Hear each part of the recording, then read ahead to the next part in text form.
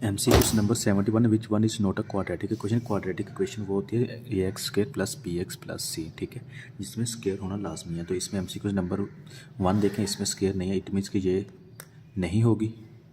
2x² plus इसमें square है, 2x² minus 9 इसमें आ जाएगा 2x² plus minus 0x minus 9 आ जाएगा, और ये ऑलरेडी बनी हुई है, क्वाड्रेटिक इक्वेशन कंप्लीट है।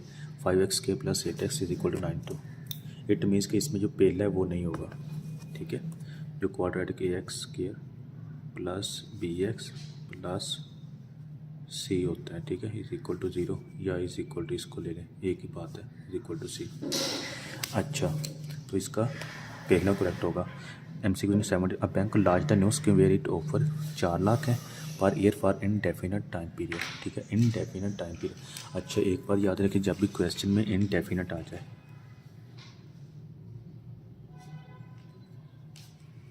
इनडेफिनेट टाइम पीरियड हमारे पास आ जाए ना, तो वहाँ पे आप लोगों ने परपेचुटी का फार्मूला यूज़ करना है, ठीक है। परपेचुटी, अब परपेचुटी के आगे मज़ीद 2 फार्मूलाज होते हैं। ये फार्मूला नंबर 1 है R/R है, फार्मूला जो 2 है R/R इंटू 1 प्लस R की पावर n होती है, सही है। अच्छा, R/R कब यूज़ होता है? जब आपको n ना दिया गया हो, ठीक है, n मतलब कि ना दिया गया हो, तो यहाँ पे आपने ये लगाना है। जहाँ पर आपको n गिवन हो तो वहाँ पर आप लोगों ने परपेचुटी का ये फार्मूला लगाना है। चलिए अब आगे MCQ को स्टडी करते हैं। A bank launched a new scheme where it offers the 4 lakh per year for indefinite time period। indefinite time है for 8 years। इधर हमें n दिया हुआ, तो it means formula number 2 use होगा। How much amount should bank require to collect from the customer today मतलब present value find करनी है। If it offer 5% interest compounded annually. तो आर हमारे पास कितना आ गया, 5 आ गया, और n इज़ इक्वल टू 8 आ गया, और प्रेजेंट वैल्यू हम लोगों ने फाइंड करनी है।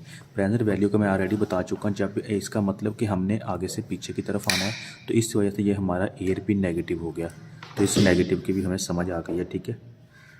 तो परपेचुटी का फार्मूला लगाते हैं। आर कितना है हमारे पास, 4 लाख है, डिवाइडेड बाई रेट कितना है 5% इंटू 1 प्लस 5% पावर माइनस 8, ठीक है। सेम कैलकुलेटर पे पुट करें,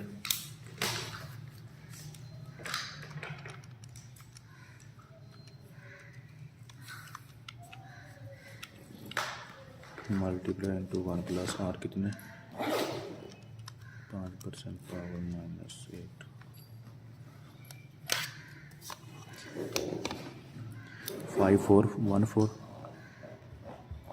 5414 ठीक है। अगर इसको मिलियन में कन्वर्ट करें तो ये आपका इस जगह पे आ जाएगा 5.41 मिलियन। MCQ नंबर 73 देखते हैं। इसमें हम लोगों ने मोड फाइंड करा। मोड उसके कहते हैं जो बार बार रिपीट हो और सबसे ज़्यादा रिपीट हो, ठीक है। तो इसमें देखें 81 3 दफ़ा रिपीट हुआ, 4 दफ़ा रिपीट हो रहा है, 21 5 दफ़ा रिपीट हो रहा है, और 90 जो है 4 दफ़ा रिपीट हो रहा है। तो सबसे ज़्यादा रिपीट कौन सा हो रहा है, 21 5 दफ़ा रिपीट हो रहा है। तो इसमें हमारा जो मोड होगा ना वो 21 ओनली होगा। MCQ नंबर 75 है सम ऑफ थ्राइस ऑफ आरिफ, आरफ का thrice and twice of Ali. हम पहले फ़र्ज़ करते हैं आरफ हमारे पास x है और अली y है, ठीक है, और अली हमारे पास y है। तो सम ऑफ थ्राइस ऑफ आरिफ मतलब आरिफ का 3 गुना, तो सम करना है 3x plus and twice of Ali, Ali's का 2 गुना, 2y इज इक्वल टू किसके बराबर है 18,000 के। और दूसरी में क्या बता रहा है, एंड डिफरेंस, जब भी डिफरेंस का हो तो इट मीन्स कि ये हमारे पास माइनस हो जाएगा। And difference of Arif, difference of thrice of Arif and twice of Ali, thrice of Arif 3x minus 2y, thrice of Arif, Arif का 3 गुना एंड 2y अली का ट्वाइस इज इक्वल टू 15। इनकी वैल्यूज पुट करनी है। जस्ट आप लोगों ने कैलकुलेटर पे वैल्यूज पुट करनी है। किस तरह पुट करनी है ये देखें, मोड पर गए, नंबर 5 इक्वेशंस पे, नंबर 1 पे गए, 3 2 18, 3 2 18,000, आगे वैल्यूज पुट 3 माइनस 2, 3 -2 15,000। तो ये 15,000 पुट करें। अब इक्वल प्रेस करें, एक्स की वैल्यू आ जाएगी, x इज़ इक्वल टू 5500। एक दफ़ा इक्वल फिर प्रेस करें, y की वैल्यू आ जाएगी, y is equal to 750। MCQs number देखते हैं, इसका A होगा 75 है। The event A and B are the non mutually exclusive, non mutually exclusive है। If probability of A is 0.5 and probability of B is equal to 0.4, then P probability of A and B, probability of A and B हम लोगों ने find करनी है। तो एक बात याद रखना, जब भी A एंड B यूज़ हो और A और B, तो जब भी एंड का वर्ड यूज़ हो तो आप लोगों ने मल्टीप्लाई करना है, और जब भी और का वर्ड यूज़ हो तो आप लोगों ने ऐड करना है, ठीक है। अच्छा, तो इधर एंड यूज़ हो रहा है, प्रोबेबिलिटी A एंड B, तो it means 0.5 multiply by 0.4 is equal to 0.2 answer आ जाएगा। बस ये कंसेप्ट आप लोगों ने याद करना है, MCQs के पॉइंट ऑफ व्यू से ये बहुत अहम है। MCQs नंबर हमारे पास है, इसका कौन सा 0.2 डी होगा। Find MCQ number 76, find the value invested no. Invested no जो आप लोगों ने अब इन्वेस्ट करनी है वो वैल्यूज़ हम लोगों ने फाइंड करनी है। इफ़ ही रिसीव्ड 8,000 अगर वो रिसीव करता है at the end of each year, हर साल बाद, फ्राम ईयर 4 to 12, 4 से 12 साल, ठीक है, at the rate of 11% compounding annually. तो ये एक पॉइंट लिख लेते हैं, ठीक है। हम इसमें हम 12 साल लिख लें, 1 2 3 4 5 6 7 8 9 10 11 और ये 12।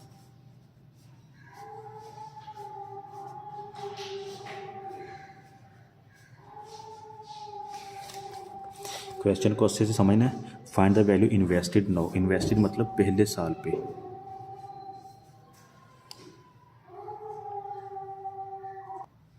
मतलब प्रेजेंट वैल्यू जो हम अब इन्वेस्ट करके हम लोगों ने वो फाइंड करनी है। इफ़ ही रिसीव, अगर वो 8,000 रिसीव करता है at the end of each year, हर साल, फ्राम ईयर 4 to 12। अच्छा, ईयर 4 से 8,000 शुरू होता है और 12 साल तक, ठीक है। ईयर 4 to 12, 4 साल से लेकर 12 साल तक वो 8,000 रिसीव करता है, ठीक है। और हर साल ईच ईयर का वर्ड यूज़ करता है। जब भी ईच ईयर का वर्ड यूज़ आया ना, तो आप लोगों ने यहाँ पे श्योर हो जाना कि यहाँ पे आप लोगों ने एनुटी का फार्मूला लगाना है, ठीक है। एनुटी का फार्मूला तब लगता है जब same investment at the same time period. Same investment देखो कितना है, 8,000 इन्वेस्ट कर रहा है हर साल, और टाइम पीरियड देखो हर साल में 4 से 5 6 7, मतलब एक साल का इसमें दुरानिया आ रहा है। तो इट मीन्स कि आपका एनुटी का फार्मूला लगेगा same period and same investment, same time period कर लो, ठीक है। टाइम पीरियड कितना है, एक साल का, तो एनुटी का फार्मूला लगेगा। अब हम लोगों ने 9 मतलब प्रेजेंट वैल्यू मालूम करनी है, लेकिन कैसे, 4 साल से लेकर 12 साल तक वो 8,000 इन्वेस्ट करता है। तो पहले हम क्या करेंगे, 4 साल से लेकर 12 साल तक इसकी फ्यूचर वैल्यू फाइंड कर लेंगे, फिर उसका जो भी आंसर आएगा उसकी हम 12 साल से रिवर्स प्रेजेंट वैल्यू फाइंड कर लेंगे, तो हमारे पास आंसर आ जाएगा। तो ईच ईयर मतलब एनुटी का फार्मूला जाएगा। एनुटी के लिए फ्यूचर वैल्यू का फार्मूला होता है P into 1 + R power n-1 divided by R। अच्छा, ये कब लगेगा, जब investment at the end of the period हो। इसने इन्वेस्टमेंट बताया eight the end of period है, इस वजह से ये मैंने फ्यूचर वैल्यू का ये फार्मूला लगाया है। अगर वो कहता है ना investment at the start of the period, then हम लोगों ने इधर लिखना था 1 + R, ठीक है। लेकिन एंड ऑफ पीरियड है इसलिए ये फार्मूला यूज़ हो रहा है। अच्छा, जो भी इसका आंसर आएगा ना, उसको हमारी ये फ्यूचर वैल्यू होगी। फ्यूचर वैल्यू को हम लोगों ने फिर प्रेजेंट वैल्यू फाइंड करनी है, तो मतलब 12 साल हम लोगों ने पीछे आना है। तो फिर मैं इधर प्रेजेंट वैल्यू का फार्मूला लिखूँगा। प्रेजेंट वैल्यू फाइंड कैसे होगी, तो उसके लिए हमारा कंपाउंड का फार्मूला यूज़ होगा। Future value is equal to present value into 1 + R की पावर n। अच्छा, इसकी वैल्यूज़ पुट करते हैं। फ्यूचर वैल्यू किसके, पी हमारे पास 8000 है, इंटू 1+r हमारे पास 11% है, पावर n, n हमारे पास कितना बनता है, हम ईयर 4 से स्टार्ट करते हैं, 4 साल से, 4 5 6 7 8 9 10 11 12, 12 किस पे आ रहा है, इस पे, टोटल हमारे पास कितने 9 साल हो गए हैं, तो यहाँ पे 9 आ जाएगा, डिवाइडेड बाय -1, r कितना है हमारे पास 11%, इसकी वैल्यूज़ कैलकुलेटर पे पुट करें, 11 33 11 आ जाएगा। ठीक है, कैलकुलेटर पुट करके आंसर निकाल लीजिएगा। मैंने एमसीक्यू ज़्यादा डिस्कस करने इसलिए वीडियो शॉर्ट बना रहा हूँ, तो आपका यही आंसर आ जाएगा, श्योर हो। अच्छा, आपके पास 11 33 11 कौन सी वैल्यूज आ गई, 12 साल बाद आपके पास फ्यूचर वैल्यू आ गई है। तो अब इस फ्यूचर वैल्यू को आप लोगों ने लेके आना प्रेजेंट वैल्यू पे, क्योंकि हम लोगों ने इन्वेस्टेड नाउ अब की वैल्यू फाइंड करनी है, तो इट मीन्स कि मैं 12 साल रिवर्स आ जाऊँगा, तो फ्यूचर वैल्यू कितनी हमारे पास आई है 11 33 11 is equal to present value हम लोगों ने फाइंड करनी है इंटू 1+r की पावर n, n हमारे पास कितना आ जाएगा 12 आ जाएगा। इसकी कैलकुलेटर पे वैल्यू पुट करते हैं। अच्छा, ये पहले मैंने इसका आंसर निकाला हुआ था 11 33 11, सेम आप लोगों ने कैलकुलेटर पे वैल्यूज पुट कर देनी है। ठीक है, तो आप इसका आंसर निकालेंगे तो 11 33 11 आ गया। अब हम लोगों ने 11 33 हमारी फ्यूचर वैल्यू आई है, तो हम लोगों ने फाइंड करनी है प्रेजेंट वैल्यू, तो मैं वही फार्मूला लगाऊंगा कंपाउंडेड एनुअली का। ठीक है, कितनी इंटू 1+ रेट हमारा 11%, पावर हमारे पास 12 है, तो कौन सा आंसर आ जाएगा 32 388, 32 388 हमारा आंसर आ जाएगा। ठीक है, ये देख लें, कैलकुलेटर दूर हो गया था। अच्छा, नेक्स्ट एमसीक्यूज डिस्कस करते हैं। एमसीक्यूज नंबर 77 है। Average performance of the students of a college over 10 years है। Percentage of the students A and B कितने, A and B C grade है 10%, 15%, 75% respectively. The current years result shows that out of the total calculate out of the total 500 student, हमारे पास total students कितने हैं 500। तो सबसे पहले इनके नाम लिखने A B C,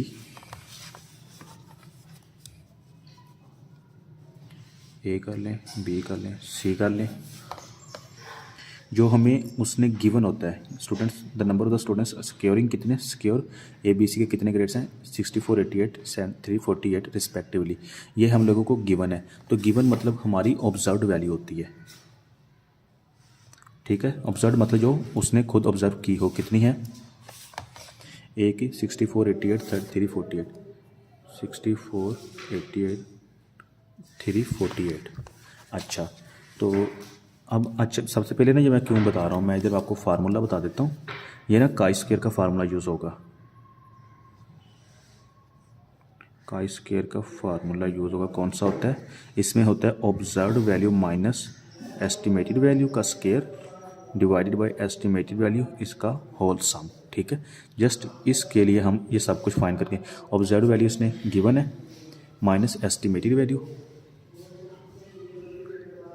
estimated value कौन सी है, टोटल हमारे पास कितना है 500। तो एस्टिमेटेड वैल्यू कैसे निकलेगी, एस्टिमेटेड वैल्यू हमें उसने परसेंटेज दी हुई है, 500 का पहले हम कितना निकालेंगे 10%, 50 आ जाएगा। एस्टिमेटेड वैल्यू कितनी हमारे पास 50 आ जाएगी। फिर हम लोगों ने 15% निकालना है, 75 आ जाएगा।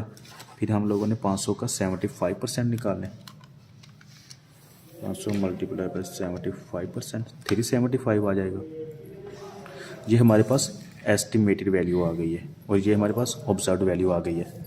ऑब्जर्व्ड माइनस एस्टिमेटेड का स्क्वायर, ऑब्जर्व्ड माइनस एस्टिमेटेड का स्क्वायर। अच्छा, ऑब्जर्व्ड कौन सी है 64 माइनस 50, 64 माइनस 50 का स्क्वायर लेना है, 196 आ गया। ओके सर, 88 माइनस 75, ठीक है, स्क्वायर 169 आ गया। इसमें 348 माइनस 375, 348 माइनस 375 माइनस 27 का स्क्वायर लेंगे, 7 to 9 आ गया। ये आपके पास वैल्यूज आ गई ऑब्जर्व्ड माइनस एस्टिमेटेड की, तो डिवाइडेड बाय एस्टिमेटेड। अब आपने एस्टिमेटेड पे, ये आपके पास आ गया, इसको एस्टिमेटेड पे डिवाइड कर देना है। ठीक है, इसको थोड़ा सा रेज करता हूँ, observe minus estimated divided by estimated, estimated हमारे पास कितनी है 50, तो इट में 196 डिवाइडेड बाय 196 डिवाइडेड बाय 50, तो आ गया 3.92, 169 डिवाइडेड बाय 75, 169 डिवाइडेड बाय 75, 2.25 आ गया, 7 to 9 divided by 375, 7 to 9 divided by 375, 1.944 आ गया। अच्छा, अब ये समेशन मतलब इन तीनों को हम लोगों ने सम कर देना, 1944 प्लस 2.25 प्लस 3.92, 8.114 आपके पास आंसर आ गया। यही आपका आंसर होगा।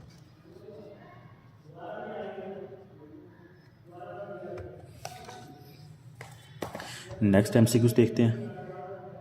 8.12 ये आपका एमसीक्यूज नंबर सी ठीक होगा। MCQs number 78 which of the following statement is correct.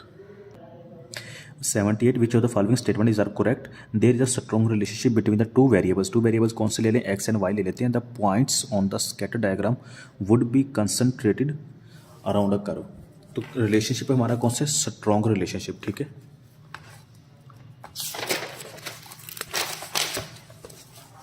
कोई भी स्कैटर डायग्राम बनाते हैं, उस पर कोई भी पॉइंट ले लेते हैं, एक एक्स एक्सिस पे, ठीक है, और वाई एक्सिस पे। तो इस पे कोई भी आप पॉइंट ले लें या जिस पे वाई यहाँ पे ले लें, कोई भी लेना चाहें। तो क्वेश्चन में स्ट्रॉन्ग रिलेशनशिप कब होगा, strong relationship between the two variables x and y है, ठीक है। चलें इसी को कर लें, x and y two variables है हमारे पास। The points on the scatter diagram would be concentrated around a curve. वो कहता है इसी पे हम पॉइंट लेते हैं,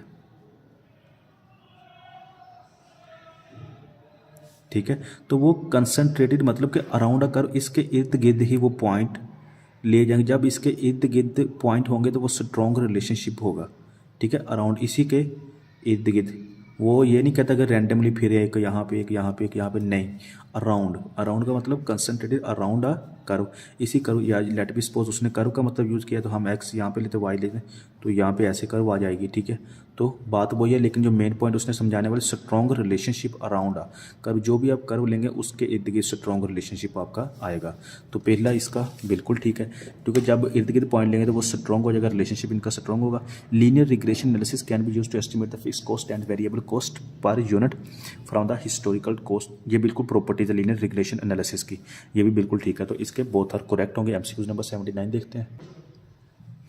MCQs number 70, the average the wait of the bags of the price bag on the machine कहता है नॉर्मल डिस्ट्रीब्यूटेड कहता है विद मीन उसका कितना है 5.05 kg। बस मीन इसकी 5.05 kg and standard deviation 0.025, standard deviation 0.025। If a bag is picked at random find the probability that it weighs less than the X is equal to हमारे पास कितना है 5.06 kg। तो जस्ट हमने क्या करना है, weight of the bag find करना है। सिंपल सा एमसीक्यू है। Normal distribution is equal to X minus mu divided by standard deviation, just आपने वैल्यूज पुट करनी है।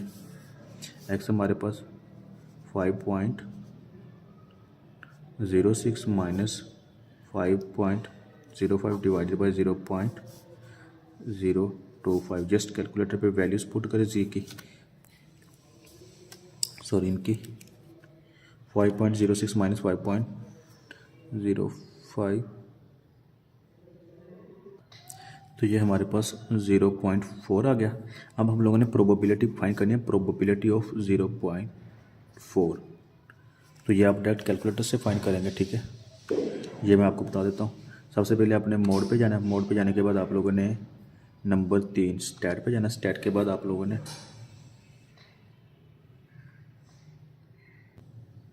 1 पर जाना है। 1 पे जाने के बाद आप लोगों ने AC को प्रेस कर देना, ठीक है। AC प्रेस करने के बाद शिफ्ट के बाद 1 पे, शिफ्ट +1 5 नंबर पे डिस्ट्रीब्यूशन का ऑप्शन है, 5 पर जाना है। यहाँ पे पहले नंबर पे प्रोबेबिलिटी पी से मतलब प्रोबेबिलिटी 1 प्रेस कर दें, प्रोबेबिलिटी होगी, प्रोबेबिलिटी ऑफ 0.4 फाइंड करनी है, 0.4 ब्रैकेट क्लोज, ठीक है, इक्वल प्रेस करें, आंसर आएगा 0.655, 0.65542, ठीक है। तो इसमें देखें 0.65542 दिया हुआ है, तो इसको मल्टीप्लाई 100 से कर लें, परसेंटेज में पूछे तो आपका आएगा 65.54% आपका आंसर आ जाएगा, 65.54% आपका आंसर आ जाएगा। MCQ नंबर 80 है, which of the following statement is are the correct, a group frequency distribution of the discrete data has the gaps between the classes and discrete data can be converted into the continuous data. MCQ number 80,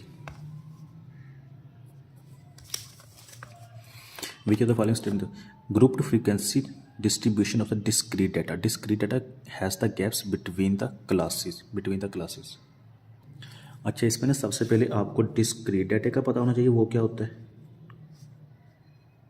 और continuous data का पता होना चाहिए वो क्या होता है। Discrete data होता है वो किसी भी पॉइंट पे लिया जाए, ठीक है, ये लाइन है, इसी पॉइंट पे भी डाटा लिया जाए, इस पॉइंट पे डिस्क्रीट डाटा, इस पॉइंट पे ले लें डिस्क्रीट डाटा, इस पॉइंट पे ले लें डिस्क्रीट डाटा, ठीक है, किसी भी पॉइंट पे आप डाटा लेते हैं वो हमारा डिस्क्रीट डाटा होता है।